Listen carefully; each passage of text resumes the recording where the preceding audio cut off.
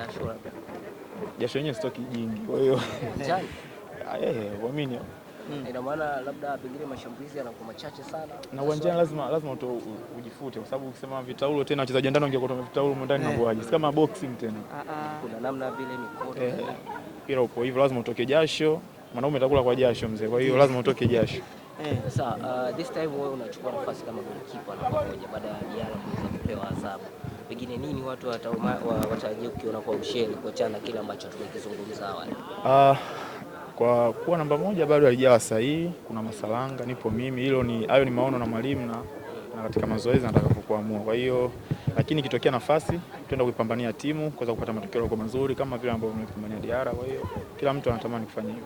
Maisha ya nje ya mpira yako vipi kwa Msheli? Yako poa tu, yako simple, hayana mambo mengi, tulivu, kupumzika. Kuna namna ambapo labda unapata uoga kuweza kutembea labda barabarani kutokana labda na umaarufu wa jina ambao una? Hapana. Hadi sokoni unaenda? Siendagi, lakini ikitokea nimeenda naenda, ikitokea naenda. Kwa hiyo ni sasa mimi nachekuswali kwenda msikitini kwa sababu ya kuitwa Msheli?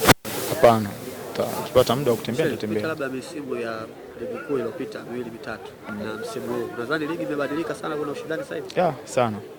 Sana. Timu nyingi kama ukiona pia zimekuwa imara, ziko na ushindani. Kwa hiyo ni tofauti na misimu kadhaa nyuma. Unapokuwa uwanjani labda kama wachezaji, haya matokeo ya kupoteza point, huwa ninyi kama wachezaji mnakisikiaje? Ile feeling nzuri kwa sababu malengo yetu sisi ni kupata point 3. Japokuwa pia kupata sare ni sehemu ya football, kwa hiyo haitoleta katika hali nzuri. Natamani pia kuipambania timu kupata matokeo mazuri.